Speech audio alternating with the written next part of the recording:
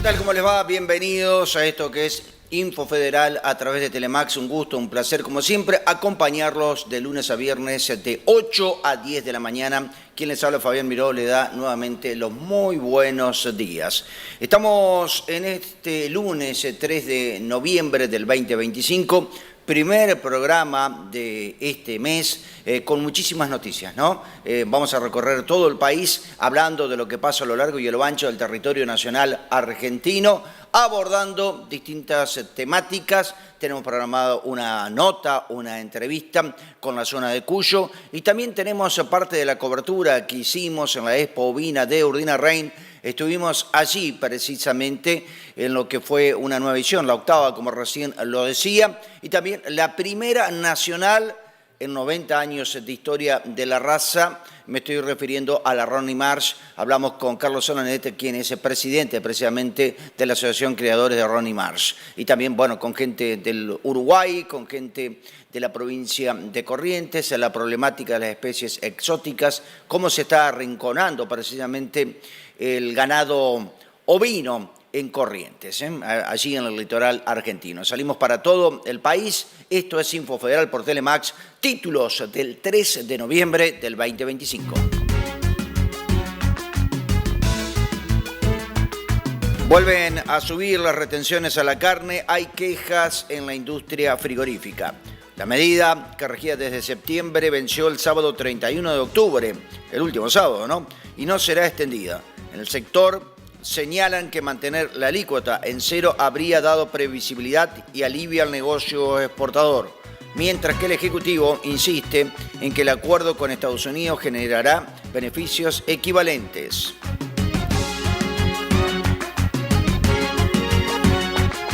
Argentina exportará a Sudáfrica un derivado de los bovinos que se usa para golosinos y artículos de belleza. En este caso, el área de agricultura del país africano informó al SENASA la aceptación del certificado sanitario internacional acordado entre ambas partes para el ingreso de colágeno hidrolizado en polvo.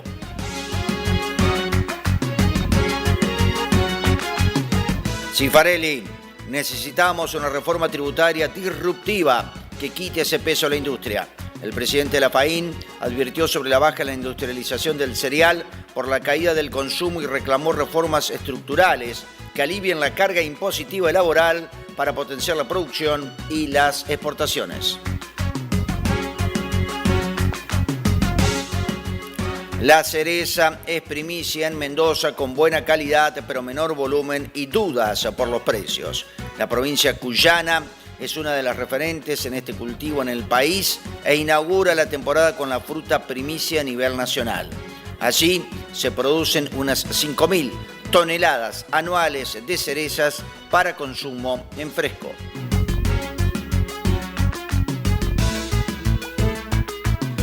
Lamentablemente vuelven a subir las retenciones, en este caso a la carne, y hay quejas en la industria frigorífica. La medida que regía desde septiembre venció el sábado 31 de octubre y no será extendida. En el sector señalan que mantener la alícuota en cero habría dado previsibilidad y alivio al negocio exportador, mientras que el Ejecutivo insiste en que el acuerdo con Estados Unidos generará beneficios equivalentes. El gobierno no extenderá la vigencia del esquema de retención de cero para las exportaciones de carne bovina, que venció el viernes pasado, según confirmaron la eliminación temporal del 5% de los derechos de exportación. Aún así, en el Ejecutivo, Gobierno Nacional, aseguran que el sector recibirá un gran beneficio vinculado al acuerdo sanitario y comercial con Estados Unidos, que abriría nuevos cupos y mercados para cortes de mayor valor. La decisión generó decepción en la cadena cárnica, donde calificaron la medida como una mala noticia. En el sector señalaron que mantener la alícuota en cero habría dado previsibilidad y alivio al negocio exportador, y remarcaron que el acuerdo con Estados Unidos es otra cosa y que no reemplaza el beneficio impositivo. Son dos cosas totalmente distintas, aclararon. Una cosa es el acuerdo con Estados Unidos y otra es la eliminación de las retenciones que pedimos a toda la cadena, productores y frigoríficos. No tiene nada que ver, dijeron fuentes de la industria. Veníamos pidiendo que la quita fuera permanente, agregaron. Según cálculos privados del sector, el costo fiscal anual de mantener la alícuota en cero sería limitado. Las estimaciones que circulan entre frigoríficos y cámaras empresarias ubican ese impacto en torno a 109 millones al año, sobre la base de exportaciones por 3.575 millones entre octubre del 2024 y septiembre del 2025. El razonamiento de la industria parte de 2 puntos. Primero, que buena parte de las ventas externas corresponden a carne de vaca, ya exenta del tributo. Y segundo, que solo una porción de las exportaciones, cortes provenientes de novillos, novillitos, vaquillonas, toros, está efectivamente alcanzado por la alícuota del 5%. De ese modo, la masa sujeta al gravamen se ubicaría cerca de 2.180 millones, lo que implicaría el impacto fiscal limitado de mantener la medida. En paralelo, el gobierno busca dar protagonismo al inminente entendimiento con Washington, que según fuentes oficiales implicaría una ampliación de los cupos y la posibilidad de exportar mayores volúmenes de cortes enfriados de alto valor. Desde la Secretaría de Agricultura y Cancillería sostienen que ese acceso podría representar un beneficio equivalente o superior al que dejaría de percibir el fisco por la no prórroga de baja de retenciones. Una ventana de 30 días no cambia la ecuación. Necesitamos previsibilidad para invertir y mejorar la cadena. Evaluaron fuentes de la industria que pidieron no ser identificadas. Además, en el sector industrial se quejaron del requisito que impuso el gobierno para acceder al beneficio. La obligación de liquidar las divisas dentro de los 3 días bastante nos complicó, dijeron, y explicaron que eso limitó la posibilidad de aprovecharlo plenamente. El presidente de la Federación de Industrias Frigoríficas Regionales, Daniel Urcía, evaluó que la medida de retenciones cero fue positiva como señal, pero de alcance acotado, y sostuvo que habría sido conveniente darle continuidad para consolidar su efecto sobre el sector. Argentina exportará a Sudáfrica un derivado de los bovinos que se usa para golosinas y artículos de belleza. El área de agricultura de ese país informó al SENASA la aceptación del certificado sanitario internacional acordado entre ambas partes para el ingreso de colágeno hidrolizado en polvo. Sudáfrica abrió su mercado a la importación de colágeno hidrolizado en polvo de origen bovino para consumo humano que es utilizado como componente en golosinas y en artículos de belleza procedente de Argentina, según destacó la Secretaría de Agricultura. Se trata de una proteína que se encuentra en los huesos y los cartílagos de los animales.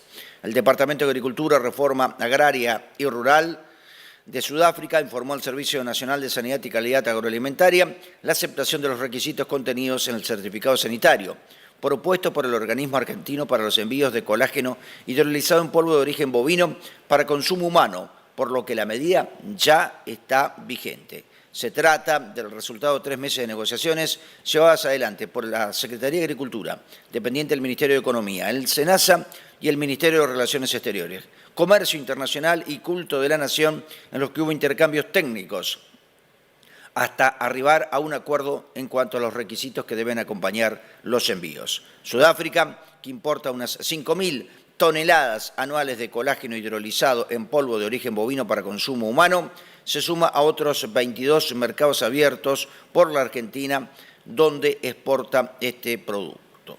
En lo que va de 2025, el Organismo Sanitario Nacional certificó la exportación de 5.382 toneladas de colágeno hidrolizado en polvo de origen bovino a diferentes destinos, como Alemania, Estados Unidos, Gales, Turquía y Australia, entre los principales, precisamente, destinos. Sí, Farelli, necesitamos una reforma tributaria disruptiva que quite ese peso a la industria.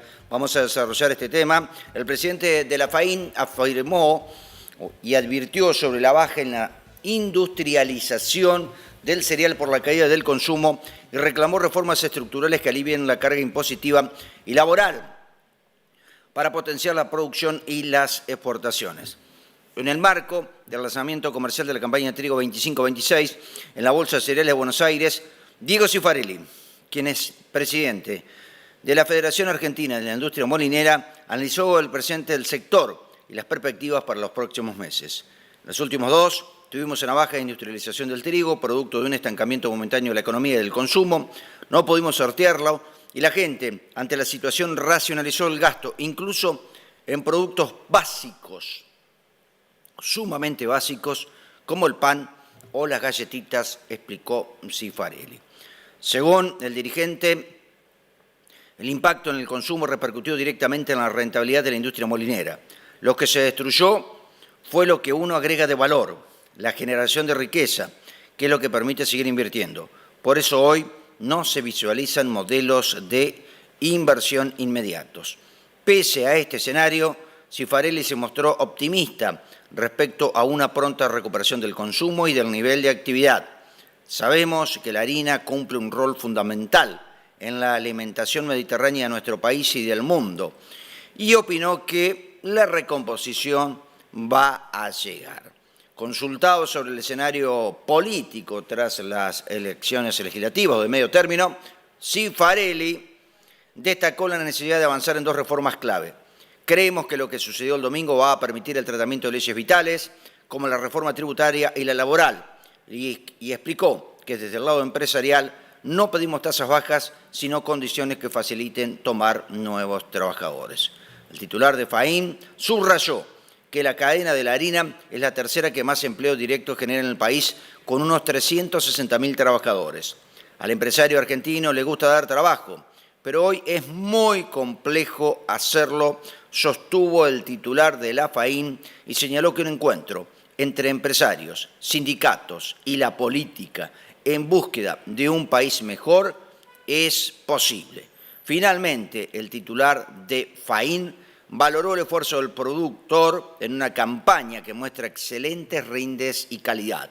Lo que están entregando los productores es extraordinario y contó que si bien hubo política intervencionista que generaron ruidos, pero la cadena supo atravesarlos. En ese sentido, el titular de la entidad señaló que el desafío ahora es que el productor reciba un precio justo para que siga apostando al trigo, porque es el ADN de la Argentina.